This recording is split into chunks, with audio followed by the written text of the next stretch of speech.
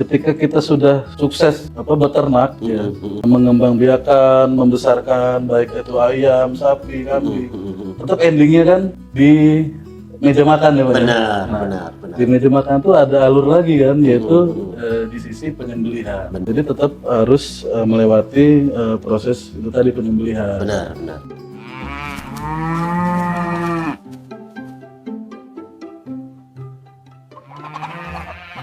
Hai sahabat sukses beternak, ketemu lagi masih dengan saya Om Kusnadi. Kali ini kita akan membahas perihal tentang kaitannya dengan hilirisasi produk peternakan kita. Ya, kita tahu bahwa dunia peternakan ini sangat luas. Nah, salah satunya adalah bagaimana cara kita menyembelih ternak-ternak yang sudah kita budidayakan itu lebih secara syariah itu bagus. Kita tahu bahwa negara kita adalah mayoritas muslim, sehingga ini sangat penting untuk saya sampaikan ke teman-teman semua. Untuk itu, ikutin obrolan kita. Sudah bersama saya Mas Taufik. Beliau ini berada di salah satu lembaga ataupun penggiat tentang kaitannya dengan halal. Assalamualaikum Mas Taufik. Waalaikumsalam warahmatullahi wabarakatuh. Ya, gimana kabarnya Mas Taufik? Alhamdulillah, Bapak sehat. Ya, Mas, boleh dikenalin ke teman-teman sukses beternak nama Mas Taufik? Baik, saya Taufik Rahman, saya sarjana peternakan S1. Ya, Mas Taufik, saat ini apa kegiatan Mas Taufik yang dilakukan di halalnya produk ya? Baik, kebetulan saya bergabung di sebuah komunitas, Pak Omo ya. Komunitas namanya Dakwah Sembelih Halal. Oke.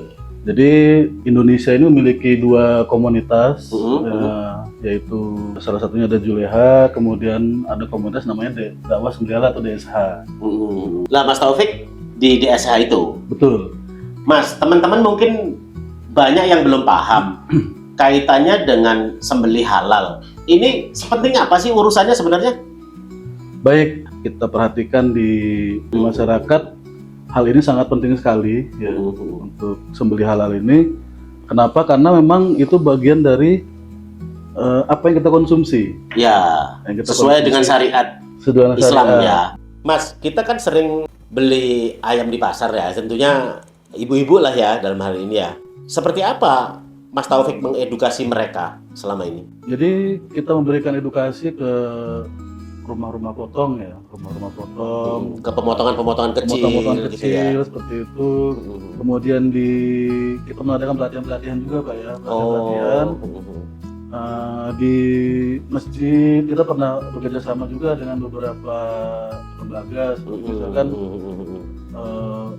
di wali kota, di kantor wali kota pernah, di Bandar Lampung, seperti itu. Nah kemudian kalau untuk pemotongan ayam itu di rumah potong ayam itu kita berikan edukasi bagaimana cara menyembelih yang sesuai syariat dan tidaknya sesuai dengan SKKNI gitu. Standar Kompetensi Kerja Nasional Indonesia. Nah, memang seringkali kita temukan ya di beberapa kasus ya, seperti misalnya menyembelih tidak dengan membaca bismillah, seperti itu, kemudian tidak memeriksa kembali saluran yang harus terputus ya di bagian leher tersebut, itu tidak diperiksa kembali, kemudian belum memastikan hewan itu mati, kemudian langsung dimasukkan ke dalam bak air panas, yang selanjutnya akan dibubut ya, dibuang bulunya. Nah itu yang kita edukasi bahwa itu sebenarnya tidak sesuai dengan syariat Islam. Jadi apa namanya fenomena di lapangan ini, kalau Mas Taufik lihat sebenarnya banyak yang belum paham berarti ya tentang sebenarnya syarat halal itu seperti apa gitu kan. Mas, untuk cuplikan sedikit sih, kalau misalkan contoh di ayam itu bisa Mas Taufik terangkan nggak? Kira-kira dikatakan halal itu cara nyembelihnya seperti apa sih? Nah jadi cara menyembelih ayam itu yang diajarkan ya oleh balai pelatihan, bahwa cara menyembelih ayam itu dengan cara kalau di peternakan yang sudah modern, peternakan modern, penyembelihan ayam itu biasanya menggunakan alat yang sudah modern ya Pak ya. Jadi digantung seperti itu kan, digantung dengan pemingsanan biasanya seperti itu. Nah itu relatif mudah ya untuk menghandlingnya, untuk si julehanya itu untuk menyembelih seperti itu. gitu. Ya. Untuk di masyarakat, nama peternak ayam yang skupnya UMKM atau Perorangan gitu ya. perorangan seperti itu penyembelihannya rekomendasikan untuk menyembelih berdua. Oh, bukan satu orang. Bukan jangan sendiri ya. Heeh. Kalaupun sendiri ya, itu harus menggunakan alat bantu. Jadi alat bantunya itu bisa berupa corong dari stainless. Nah itu ayam dimasukkan dalam corong itu, kemudian Kepalanya di bawah. Oke. Lalu dipotong. Oh, iya. Tapi memang kendalanya ada juga kendalanya kalau pakai corong itu ayam akan berontak juga kalau tidak dipingsankan. Iya. Jadi makanya saya lebih merekomendasikan untuk berdua, untuk berdua menyembelihnya itu. Jadi yang satu megangin, yang satu memang benar-benar motong. Benar-benar motong. Oke. Jadi 4 saluran tersebut ya yang ada di leher ayam itu akan terputus, benar-benar terputus. Karena memang sering ditemukan juga yang menyembelih dengan sendirian tanpa dibantu alat bantu tersebut, itu ada saluran di leher itu yang tidak terputus. Bisa diartikan bahwa kematian si ayam itu sebenarnya bukan karena urat tadi terputus, tapi karena terpaksa gitu ya. Bisa jadi seperti Karena itu. saya pernah melihat dengan mata kepala saya sendiri ya di salah satu pemotongan di pasar ya Mas Taufik ya. Itu si ayam broiler ya, 10 ekor tuh diikat kakinya, terus cuman kayak ditowel-towel begini aja. Nah sebenarnya itu kemungkinan besar gak halal atau seperti apa? Apakah diperbolehkan juga seperti itu? Ya itu tadi. Jadi memang si juru sembelih itu harus memeriksa kembali, Pak. Memeriksa kembali. Jadi jangan ketika sudah menyembelih kemudian langsung ditinggal. Nah jadi memang baik itu unggas atau ruminansia yang kita sembelih itu harus diperiksa kembali. Ya. Salurannya apakah betul-betul sudah terpotong seluruhan atau belum. Seperti itu. Jadi jangan langsung buru-buru meninggalkan itu ya tempat itu atau tidak diperiksa kembali. Nah itu yang. Jadi katakanlah, misalkan begini, ini katakanlah ini kepala ayam nih. Ini mesti ada berapa urat yang harus dipotong? Kalau contoh di ayam, misalkan. Ada 4. Iya. Jadi di sini 2, di sini 2 gitu. Iya. Jadi di tengah-tengah itu ada saluran pernapasan, pencernaan, dan 2 pembuluh darah. Oke. 2 pembuluh darah itu yang jadi 4 itu harus. Jadi dia motongnya lebih ke pangkal di sini ya, pangkal pangkal dagunya ya. Iya. Jadi gini, ada rumusnya Pak. Ada rumusnya, jadi dari rahang itu ke bawah itu ada rumusnya. Untuk sapi itu 5 jari dari rahang. Oke. Ya kan? Untuk kambing? Untuk kambing itu 3 jari. 3 jari. 3 jari. Kemudian untuk ayam itu 1 jari. Dari rahang. Jadi posisi di bawah jakun. Kenapa harus di bawah jakun? Karena kalau di bagian atas jakun itu bisa dibilang laring gitu ya. Iya. Nah, itu. Jadi kalau di bagian atas jakun itu bisa terjadi 4 saluran tersebut tidak sepenuhnya terpotong. Kalau di bawah jakun terlalu jauh juga, itu efeknya pembuluh darah itu akan terhisap masuk ketika disembelih, sehingganya darah tidak mengucur deras. Oh, jadi darah tidak keluar, dia malah kesedot si paru-paru gitu ya. Jadi penggumpalan. Benar. Itu yang terjadi.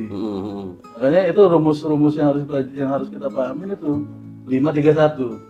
Oh gitu. Iya, itu udah diajarkan oleh guru-guru kita, pembina-pembina kita. Itu seperti itu. Tapi untuk lebih jelasnya mungkin dari teman-teman sukses beternak boleh nih kontak Mas Taufik untuk ya mungkin di komunitas ataupun di masjid ataupun di perorangan yang usahanya di hilirisasi produk dari peternakan ya, untuk kontak sampean ya. Siap, gitu. boleh. Nanti nomor Mas Taufik saya cantumin di deskripsi supaya kalau misalkan ada teman-teman sukses beternak yang mau konsultasi ataupun kepengen diadakan pelatihan gitu bisa ya Mas ya. Siap, insyaallah. Itu teman-teman semua. Nanti catat ya nomor HP beliau ya. Mas, selama ini sampean sudah memberikan pelatihan ke berapa banyak sih yang pelatihan juru sembelih halal ini? Alhamdulillah sudah sangat banyak ya. Cuma memang tidak saya catat coba ya. Gitu. Nah, memang ada mungkin di belakang. Iya, saya lihat ini ada beberapa sertifikat ya. Sertifikat. Gitu. Jadi dengan BSI kita pernah mengadakan pelatihan sembelih halal ya. Kemudian ini dengan di Metro ya, di Masjid Wahdatul Ummah gitu. Kemudian ini dengan ISPI di Rahman Farm Pak, di Lampung Tengah ya. Oh iya paham. Itu pelatihan dulu sembelih halal juga. Kemudian dengan ISPI, Ikatan Sarjana Peternakan Indonesia, dan bekerja sama dengan Wali Kota Bandar Lampung. Nah, kita adakan juga, kemudian dengan Polimewa, ya, Politeknik Negeri Lampung, dan Fakultas Pertanian Peternakan di UNU, Universitas NU. Itu masih di Lampung sini ya Mas ya? Lampung sini. Nah, tapi mungkin dari daerah Sumbaksel yang lain ataupun di luar daerah bisa ya nanti Mas Taufik memberikan materi pelatihan ke sana ya kalau misalkan diundang ya? Bisa insya Allah. Jadi memang ada beberapa di Indonesia ini ada beberapa wilayah yang sudah bergabung dengan komunitas kita. Di mana aja tuh Mas kalau boleh tahu? Jadi di Jawa Barat, Jakarta, sudah Palembang, Lampung, Riau, Kutai, kemudian Jawa Timur udah kemudian di Kalimantan, dari Kalimantan di daerah saya lupa itu ya, itu sudah ini. Artinya memang sangat penting ya juru sembelih ini mengetahui hukumnya gitu ya Mas ya. Betul. Itu sangat penting sekali. Jadi memang syaratnya ya si juru sembelih ini harus memahami syariat Islam. Ya. Nah, dia melaksanakan syariat Islam dari mulai ibadah wajib ya. Jadi harus sholat lah ya yang motong ya. Kira-kira seperti itu lah. Artinya lebih ini ya, lebih baik seperti itu kan. Jadi memang dan itu menjadi syarat ya Pak ya. Syarat juru sembelih halal juga SKKNI. Jadi kalau misalkan syarat SKKNI tadi yang untuk diberikan pelatihan ke teman-teman yang akan mengetahui tentang pemotongan halal ini, apa aja sih syaratnya Mas? Ya, jadi memang yang pertama dia adalah muslim tentunya. Ya. Balik, berakal, kemudian dia harus memahami 10 SKKNI ya. Jadi ada beberapa hal ya 10 SKKNI. Satunya menjalankan syariat Islam, kemudian koordinasi pekerjaan, terus keselamatan dan kesehatan kerja, hygiene dan sanitasi, kemudian menyiapkan peralatan penyembelihan, kemudian pemeriksaan fisik hewan, menetapkan kesiapan hewan untuk disembelih, kemudian teknik penyembelihannya yang akan digunakan, kemudian memeriksa kelayakan proses penyembelihan dan menetapkan status kematian hewan. Oke, artinya gini Mas, dari kategori halal tadi itu kan bukan hanya teknik penyembelihannya aja ya yang dipelajari ya? Iya, bukan hanya itu saja. Jadi kita mempelajari juga tentang kesehatan dan keselamatan kerja juga. Itu kan tentunya untuk kategori si juru sembelihnya ya? Iya. Kalau untuk alat gimana Mas? Maksudnya ketajamannya mesti diperhatikan juga? Ketajaman mesti diperhatikan, itu tadi 10 SKKNI tadi ya? Iya. Ya, itu semuanya harus kita perhatikan. Jadi himbauan untuk para takmir masjid, Pak. Khususnya ya, takmir masjid. Jadi hendaknya mereka mempersiapkan alat sembelih yang tajam, yang sangat tajam.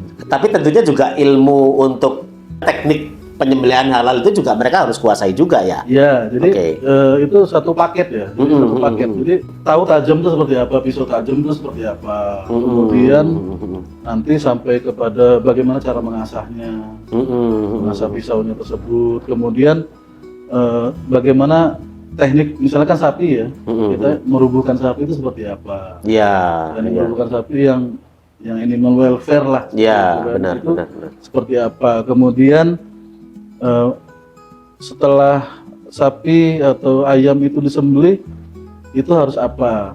Memastikan status kematian hewan. Jangan hewan itu belum mati, yang tadi saya sampaikan ya, sudah langsung diproses. Misalkan sapi baru kita sembelih, darah masih mengucur langsung dipotong kepalanya, potong kakinya. Nah itu kan tidak dibolehkan seperti itu. Berbicara tentang kategori pisau yang tajam, seperti apa sih sebenarnya kategorinya, Mas? Baik. Nah ini ada dalam SKKNI juga, jadi mempersiapkan peralatan, ya, termasuk pisau sembelih tadi. Nah ini jadi pisau yang tajam ini adalah menurut para ahli, itu adalah dapat mengiris kertas. Bisa dicontohin nggak seperti apa? Bisa, ini sudah saya siapkan ininya, pisaunya Pak. Coba.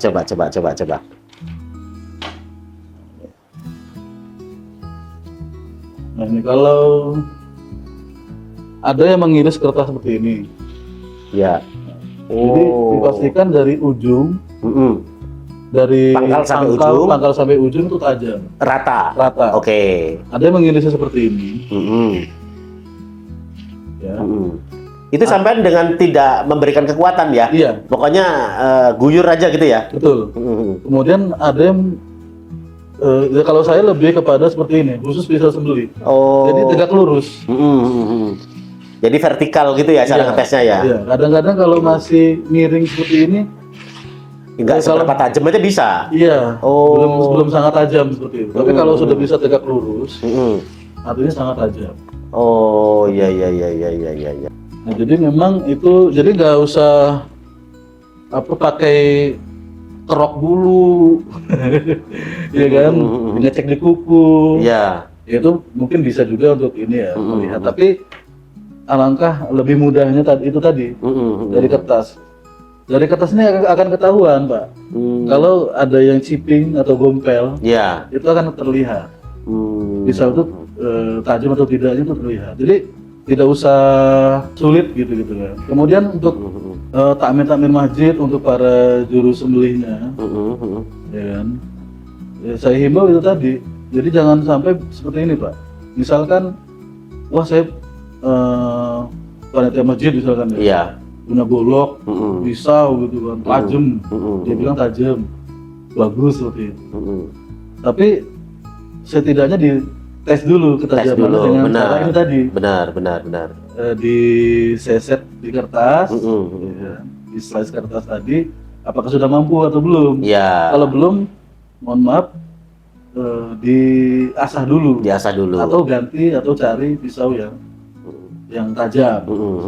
Jadi itu yang harus diperhatikan. Kemudian untuk juru sembelih juga jangan hanya menyiapkan satu pisau atau golok saja. Oh, mesti ada cadangannya ya? Betul.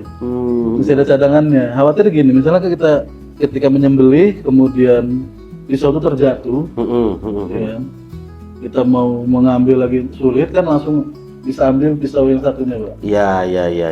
Atau gagangnya putus atau jadi eksiden apa ya? Benar. Tapi kita edukasi sampai ke detail seperti itu. Termasuk nanti kalau di SKKNI tadi di pelatihan diajarin cara ngasahnya juga atau gimana? Enggak. Betul.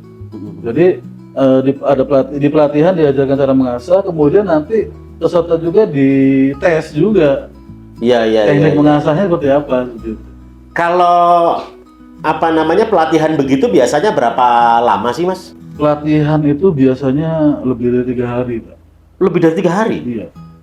Waktunya dari jam 8 sampai jam 4 gitu? SKKNI ya, untuk SKKNI, karena memang materinya itu kan lumayan banyak ya, yang harus dipahami oleh peserta itu. Terus nanti ada ujiannya juga seperti itu kan. Iya. Nah, jadi kalau untuk pelatihan umum di masyarakat ya 1-2 hari sih seperti ini. Untuk di masyarakat, untuk kurban ya. Kurban seperti itu. Karena kan kalau di masyarakat kan meluangkan waktu berhari-hari kan repot. Ya, tapi paling enggak orang-orang yang nantinya akan bertugas sebagai juru sembelih itu kan mesti tahu kan tentang teknis, tentang syaratnya segala macam kan, seperti itu ya. Betul. Akan sangat rugi ya apabila kegiatan yang itu sudah bernilai ibadah, artinya kayak kurban atau akikah, ya kan? niatnya sudah bagus, tetapi cara penyembelihannya itu masih belum halal gitu ya Mas ya? Betul. Oh iya iya. Nah itu teman-teman yang mesti diperhatikan. Jadi kehalalan pada saat motongnya, tekniknya seperti apa namanya, juru sembelihnya ilmunya sudah menguasai apa belum. Nah ini kan kadang-kadang luput dari pantauan kita semua gitu kan. Kalau untuk juru sembelih ya kan, tukang sembelih itu kira-kira juga mesti ada perlengkapan alat-alat yang lain selain pisaunya atau seperti apa Mas? Oh, ada. Ada. Jadi memang ini yang perlu diperhatikan juga, Pak. Kalau SKKNI memang ada. Jadi harus memiliki menggunakan masker, kemudian adanya apron. Oh iya iya iya. Celemek lah ya. Celemek, tapi ya. Ada dari plastik juga. Iya. Kemudian ada hairnet. Ada hairnet. Kemudian sepatu boot. Iya. Sepatu boot yang saya rekomendasikan itu yang ada metalnya. Logam. Di apanya? Di bagian ujungnya. Iya. Oh. Karena supaya kalau misalkan keinjek sama sapi ya, karena nggak luka gitu ya. Nggak luka. Iya. Kalau sakit ya. Iya. Tapi nggak luka gitu. Kemudian ada sarung tangan karet untuk hygiene ya. Yeah. Kemudian sarung tangan anti sayat seperti ini. Kemudian lebih bagus lagi ditambah sarung tangan yang dari baja itu, Pak. Tapi tentunya itu mungkin untuk yang nanti pada saat parting ya, motong-motong bagian-bagian gitu enggak juga? Itu bisa juga, bisa juga itu dipakai itu untuk yang bagian parting. Tapi lebih safety lagi seperti itu. Ya. Untuk si juru sembelihnya. Ya. Kemudian terakhir menggunakan helm.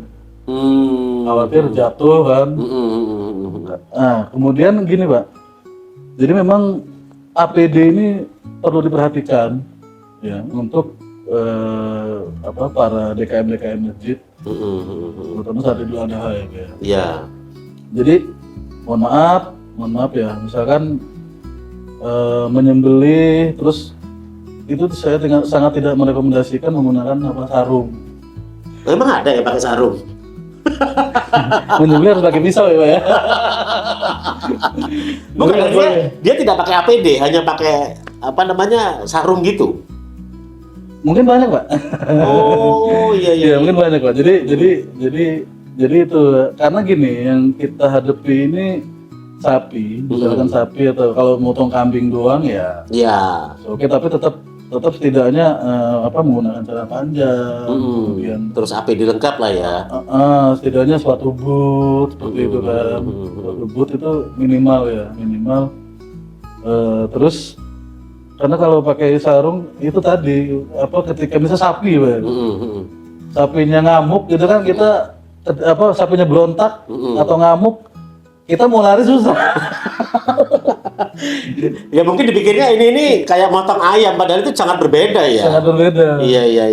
Jadi kalau motong ayam mungkin boleh lah. Iya. Tapi kan tetap ya setidaknya APD-nya itu tadi ya perhatikan kan gitu. Benar. Sama ini Mas, kalau misalkan sarungnya kesangkut ke kaki sapi, padahal dia berontak begini kan, dia bisa mental juga kan gitu. Betul. Oh iya, tujuannya lebih ke safety kita ya, safety sebagai kita. itu ya. Betul. Itu yang kadang-kadang perlu diperhatikan ya. Benar. Terus masih pakai baju putih koko kan. Iya. Wah ini supaya syar'i. Padahal nggak juga gitu. Nggak juga. Kalau nggak tahu ilmunya ya. Ya itu tadi pakai celemek ya minimal, celemek, apron gitu kan. Sehingganya ketika darah kena darah ya baju benar. tidak langsung kena baju kita. Benar. Karena susah bersihnya ya. Dan darah itu kan juga najis juga ya. Juga terus khawatir ada bakteri atau apa. Iya. Nah Mas Taufik, kalau misalkan pisau yang untuk motong ini kurang tajam nih, ya kan? Kan tadi sebaiknya menurut hadis tadi ya, hadis atau ayat hadis ya, potonglah secara cepat dan itu ya. Tajamkan pisau ya. Oke. Nah untuk menajamkan ini pakai apa alatnya? Oke. Jadi ini Pak ya, ini ada sharpening ya. Iya, iya. Kemudian saya juga ada batu asah, itu ada batu asah. Cuman saya sangat merekomendasikan ini digunakan misalkan untuk DKM haji, panitia kurban. Oh, jadi mesti ada sebaiknya memiliki ya? ini. Nah, jadi apalagi untuk ya semuanya ya, panitia kurban sangat perlu ini. Nah, terus fungsinya untuk apa? Jadi kalau memiliki ini sharpening ini namanya sharpening. Iya, Sharpening ada. Ya jangan pening lah. Nah, jadi ini sangat praktis gitu. Sangat praktis. Tapi memang pisaunya harus diasah dulu menggunakan batu. Oh, iya. Batu. Nah, untuk nanti ada pelajaran tentang ini ya, mengasah ya. Jadi ketika sudah muncul bur, ya, namanya bur Pak. Jadi sisa hasil pertemuan kita mengasah di batu. Iya. Itu ada bur. Bukan kambing ya. Iya. Ada bur ya. Ada burnya. BURR. Nah, itu nanti kita hilangkan dengan ini cara gampangnya. Nah ini ada beberapa teknik. Kalau teknik jagal itu seperti ini. Tapi kita ukur dulu ya. Jangan kalau kepanjangan kan bahaya. Iya. Nah, jadi kita ukur dengan teknik seperti ini. Nah, ini teknik jagal. Nah, kalau tekniknya chef Eropa mengasah pisau, ini ada teknik chef juga Pak. Iya. Nah, ini tekniknya seperti ini.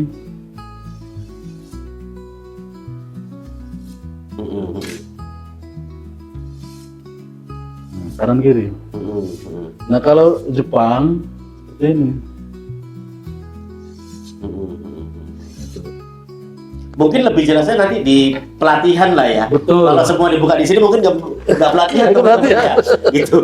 Betul. Nah, tapi yang saya pernah lihat itu cara pakai sharpening itu nggak kayak orang-orang yang di pasar-pasar kita itu sak nggak seperti itu ya. Artinya pelan aja gitu ya. Iya. Oh. Nah, itu tekniknya seperti itu ya.